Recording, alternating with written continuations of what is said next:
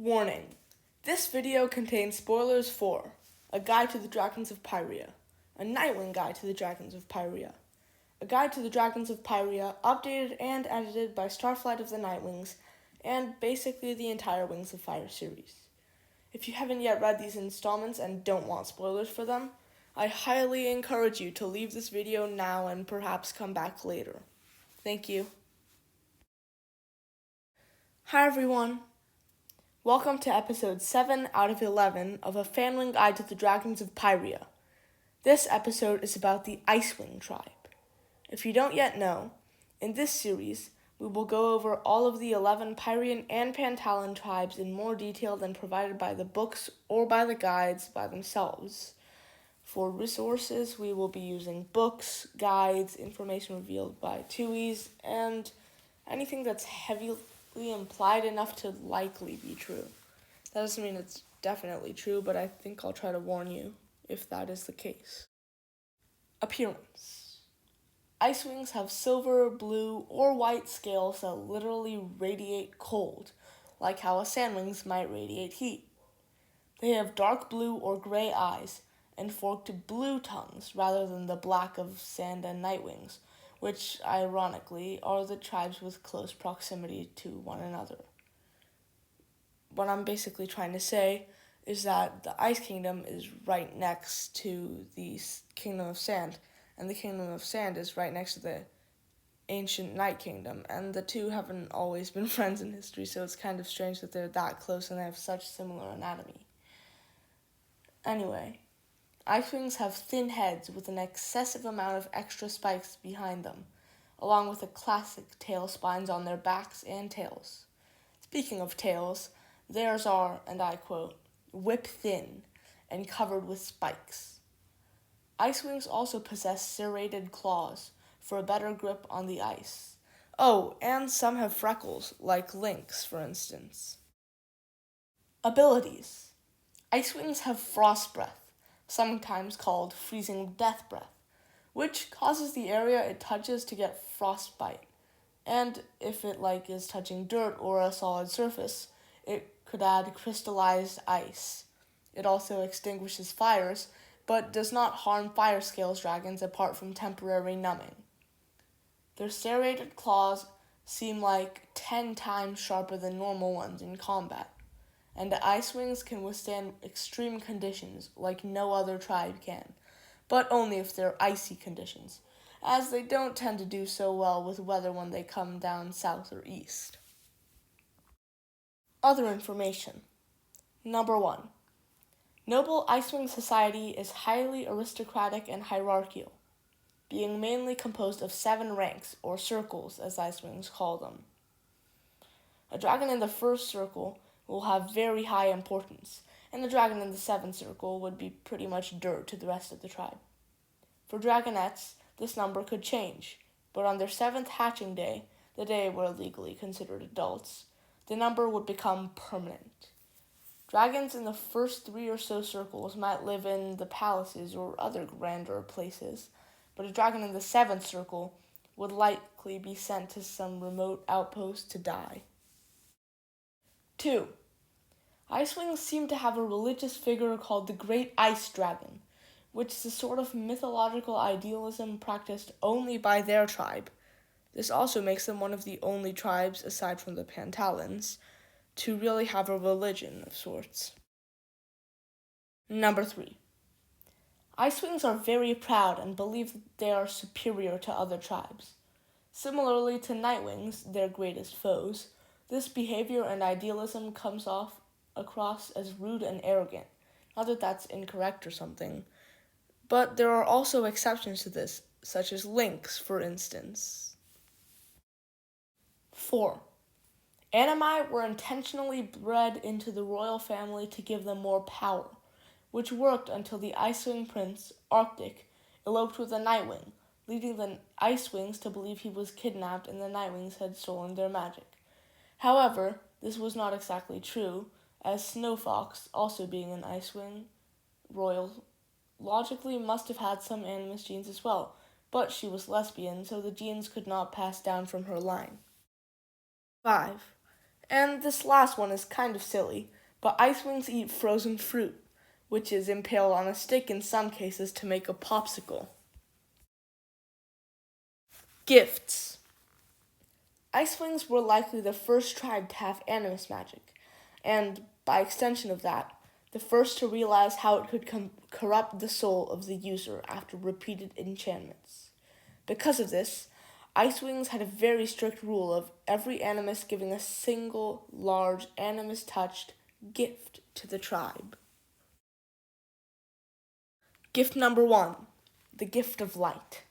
A tree of ice which produced moon globes on its branches, which could produce variable levels of light. As the animus credited with it, Frostbite, spent much time abroad, she carved the tree by hand while studying what real-life trees looked like. Queen Glory has planted one of these globes in the Rainforest Kingdom to see if it might grow, and I'm actually pretty interested to see what might happen. Gift number 2, the gift of elegance. An enchantment on the walls of the primary Icewing Palace to make them mimic the weather outside. Gift number 3, the gift of sustenance. 3 holes in the ice which produce a seal every time a claw is put into them. Not anything too special, but Winter says that it's something to feed the lower classes, especially because the higher ones would never accept food that came that easily. Gift of Splendor. Rather than being an additional enchantment, the gift of Splendor is a palace itself, the Queen's Palace, to be specific, erected and enchanted by animus magic so that nothing could ever harm it from the exterior, which includes melting, attacks, or anything like that. Number 5, the gift of order. An animus-touched and moving list with the circle rankings on them. On this wall, dragonets can move up and down and be crossed out if they meet with an unfortunate accident or are presumed dead. Gift number 6, the gift of defense. The Great Ice Cliff, which, while not politically influenced, will have a political role to play in Book 14, The Dangerous Gift. It defends the southern border of the Ice Kingdom by shooting ice spears at anyone who doesn't have Icewing blood. It is unknown if this would work against the Stealing Royal, as they all have a small amount of Icewing blood. In the epilogue of The Poison Jungle, Queen Snowfowl petitions Jerboa II to extend the cliff and learns that animus magic is inactive. It will also have a really big role to play in Book 14. Gift number 7, the gift of diplomacy. 3 bracelets enchanted by Penguin to make the Great Ice Cliff ineffective against the wearer, stolen by the Nightwing some 2,000 years ago and not seen since. I think Tui has a real obsession with bracelets, considering how many there are in the plotline. Anyway, gift number 8, the gift of healing. Queen Diamond's first and legal gift. 5 narwhal horns to heal frost breath wounds. And it's also possibly the stupidest and most short-sighted gift in Icewing history, because why wouldn't she just make it so that it could heal any wound at all? Gift number 9, the gift of vengeance. So we've gone from a completely stupid gift to kind of clever. It was Diamond's second, last, and not so legal gift. It has shackles and chains that can only be broken by frost breath to contain Foeslayer in the Diamond Caves. It's called the Diamond Caves for obvious reasons. I don't think I need to explain that. It also comes with 2 spears to freeze Foeslayer literally in time, because she's been there 2,000 years, and if she ages, she would not have lasted long. The first 40 or so times it was used, Diamond herself just wanted to kill Foeslayer a bunch of times, which is really messed up. But after that, the Diamond Trials were introduced, a last-ditch effort for someone in the bottom ranking to challenge the one in the top. They would both be sent into the Diamond Caves, and the 2 would fight Foeslayer and each other. Once one died and was frozen like Foeslayer, but permanently, the other would kill Foeslayer and emerge victorious. either gaining or retaining the first spot. This gift is really messed up. Like, I understand revenge, but 40 times? This is crazy.